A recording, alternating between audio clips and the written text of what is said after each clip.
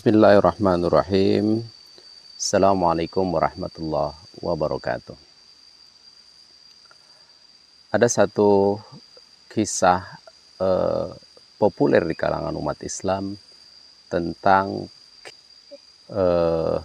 perdebatan dua imam dikenal di seluruh dunia Islam, yaitu tentang dialektika atau perdebatan ilmu antara Imam Malik dan Imam Syafi'i. Imam Malik dan Imam Syafi'i ini hubungannya adalah Imam Malik merupakan guru dari Imam Syafi'i. Kedua imam ini punya pemahaman tentang konsep rezeki yang agak berbeda, tetapi tidak ada yang salah di antara keduanya. Imam Malik sang guru berpendapat bahwa untuk memperoleh rezeki itu kita tidak perlu melakukan ikhtiar, karena rezeki adalah hak prerogatifnya Allah dan Allah berikan kepada siapa saja tanpa sebab, tanpa disangka-sangka. Imam Malik berpendapat bahwa jika kita punya harapan, punya doa, punya impian, punya cita-cita dan punya mimpi, maka harapan, doa, cita-cita, dan mimpi itu yakini, lalu pasrahkan kepada Allah, tawakalkan kepada Allah secara totalitas. Percayakan bahwa apa yang sulit menurut manusia, apa yang mustahil menurut manusia, bagi Allah semua mudah dan tidak ada yang mustahil. Bagi Allah cukup kun fayakun, katakan jadi, maka jadilah sesuatu itu. Betapapun menurut ukuran-ukuran manusia yang sangat terbatas ini sulit. Sementara Imam Syafi'i berpandangan bahwa cita-cita, harapan, doa, mimpi tidak akan terwujud tanpa usaha ketiga, yaitu ikhtiar. Jadi setelah punya doa, impian, harapan, lalu pasrahkan kepada Allah, Zat yang maha kuasa, maha serba bisa, dan menguasai dan memelihara alam semesta ini. Lalu ada satu jalan lagi yang harus ditempuh, yaitu berusaha, berikhtiar semaksimal mungkin sehingga melalui perantara ikhtiar itu cita-cita, harapan menjadi nyata. Lalu suatu ketika untuk membuktikan pandangannya tersebut, Imam Syafi'i suatu hari berdoa, berharap sesuatu, yaitu beliau pada hari itu ingin menikmati kurma atau anggur. Ada dua versi riwayat yang berbeda, tapi let's say kita sebutkan saja anggur. Jadi pada hari itu dia berdoa, berharap pada Allah Subhanahu wa Ta'ala agar hari itu dia dikaruniai, dipermudah untuk memperoleh anggur yang diharapkannya.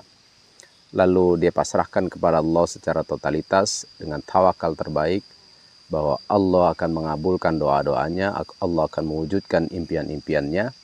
Lalu dilengkapi dengan ikhtiar, beliau berusaha pada hari itu untuk mencari petani, pemilik kebun anggur.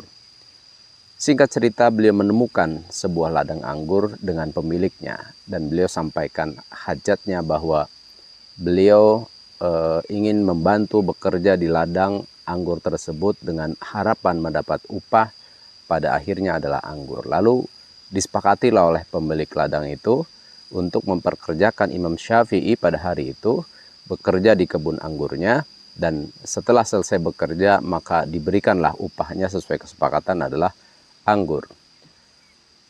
Pada akhir hari ketika Imam Syafi'i telah bekerja menunaikan tugas ikhtiarnya, lalu sesuai kesepakatan sang pemilik ladang, sang petani ini memberikan upah Imam Syafi'i berupa anggur. Lalu diberikanlah anggur itu dan dibawalah anggur itu pulang ke rumahnya sembari menemui sang Imam Malik. Lalu dengan semangat membara Imam Syafi'i menyampaikan kepada Imam Malik, "Wahai Imam, hari ini aku berdoa kepada Allah Subhanahu wa Ta'ala, aku berharap aku mencita-citakan ingin menikmati anggur. Dan setelah aku pasrahkan doa-doaku kepada Allah dengan tawakal terbaik, aku berusaha berikhtiar mencari ladang anggur dan pemiliknya, dan aku menawarkan diri untuk bekerja sepanjang hari di kebun anggur tersebut. Dan alhamdulillah Allah Subhanahu wa taala mengabulkan harapan dan doaku, karena petani membayar upah kerjaku dengan anggur. Dan ini sebagai buktinya ku bawakan anggur ini di hadapanmu. Lalu sang Imam Malik tersenyum lebar.